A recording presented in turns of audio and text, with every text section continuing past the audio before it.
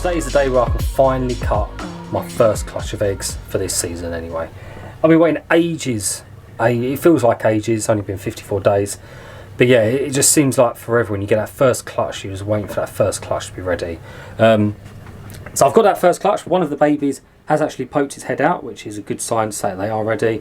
All the other eggs, they're proper dimbled in, things like that. And I can feel the babies, so they are pretty much ready. I reckon they probably would have cut their way out and probably been out within the next 3 days max. So I'm going to get them cut open, have a little look inside.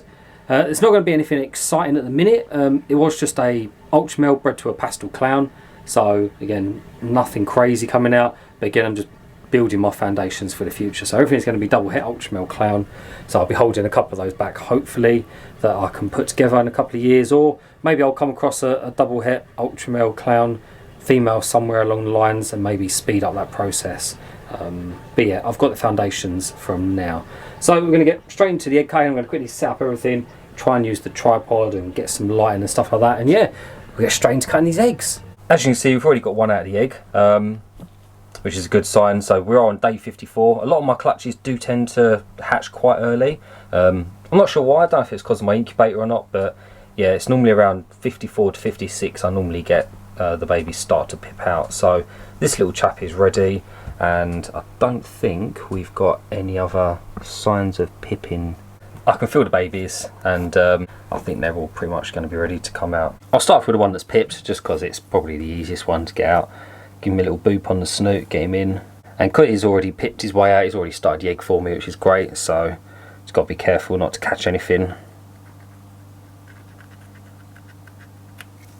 The only reason for cutting these open basically is just to make sure everything's alright. I'm not really that anxious to see what's in there, to be honest, because like I said, it is just going to be pastels and normals. They're probably going to have some funky patterns just because of the double het influence.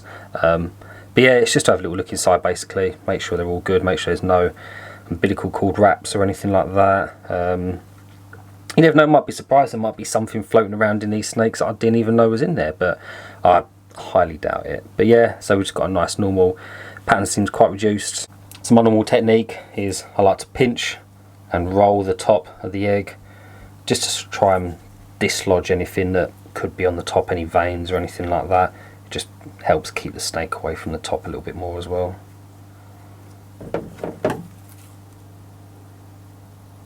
I only like to cut a small sliver of the top of the egg. I want to try and keep the egg as enclosed as I can, just to keep most of the moisture in basically. I don't want it all gooping out all over the sides.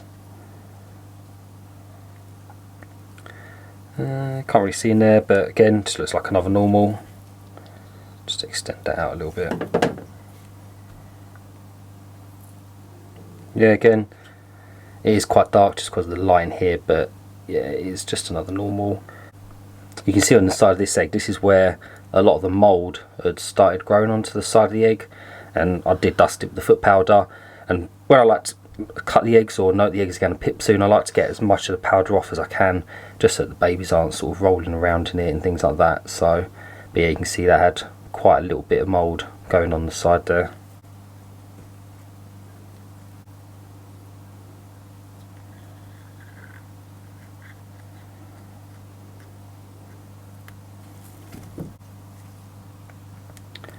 This one looks to be a pastel, which again, I'm not too bothered about, to be honest. Pastel Ultramels do look okay, they're not too bad, but I want to try and keep as much of the rich colour as I can really with the Ultramel. So a lot of the pastels will probably be available. I might keep one just to see how they do turn out, but yeah, no, I'm happy with that. Looks good.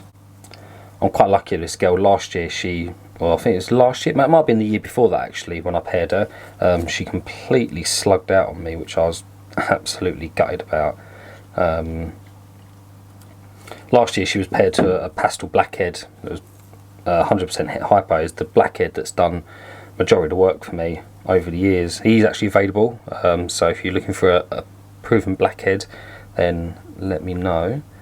But yeah, again, this one looks just a straight normal. You can tell nothing's wrong in there. I can see, you probably can't see it on the camera, but straight down that little dark hole there, I can see the umbilical cord going into the baby. There's nothing nothing wrong with that. Again, another kind of crazy wacky pattern, just coming from the double het. Egg number 5.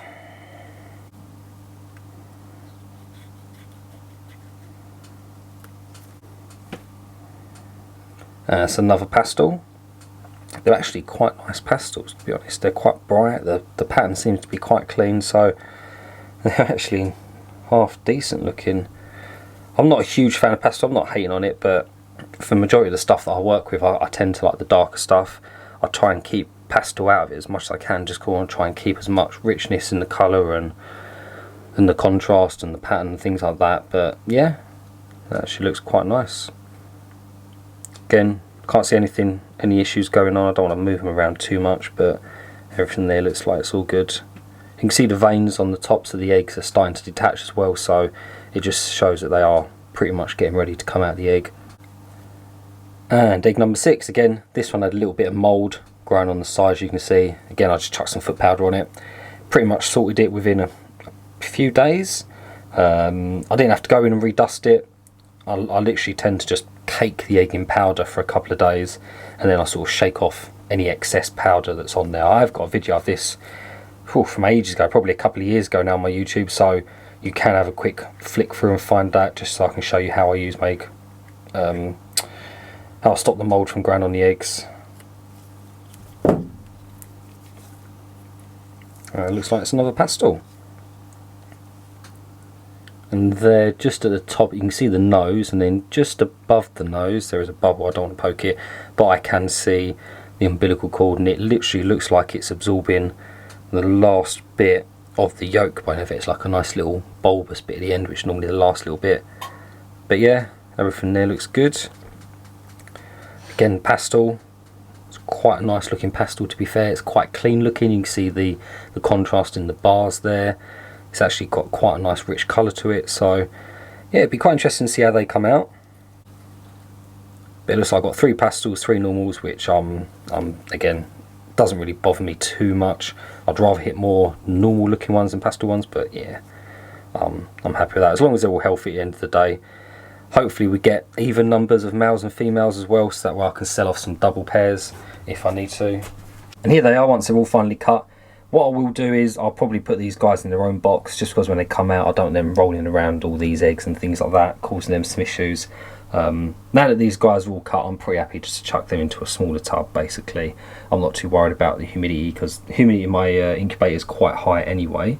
But yeah, so we got 3 pastels. There's one of the pastels there, got a pastel there, and this one's a pastel, and then we've got 3 normals. So I'm actually going away for a week now, so I'm not going to see these basically until I come back. So by then they probably would have come out of the egg. Hopefully they would have shed. But yeah, I'm quite interested to see what the patterns on these do look like. A lot of them are just fairly normal looking patterns. Some of them are a little bit more reduced. So yeah, I'm quite happy to see them. It's bloody hot in here, but there we go. So that's the egg cutting. I'm really happy with the odds, to be honest. 3 pastels, 3 normals. That'll do me. Yeah, hoping for equal numbers. Hopefully I get 3 females, 3 males that way. Or well, actually I'd probably want, what have we got? I probably want 4 females and 2 males. That way I can keep a breeding trio and then maybe sell a breeding trio on or something along those lines. But yeah, I'm hoping for more females than males, to be honest.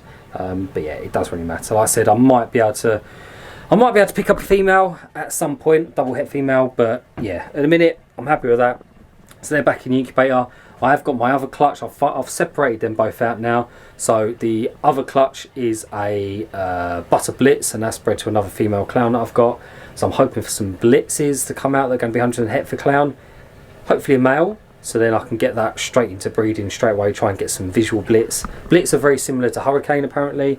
I don't know if they're actually the same or if they are a lilac or anything like that. I haven't got a clue, but yeah, I'm going to go on the blitz route just because not many people are doing it.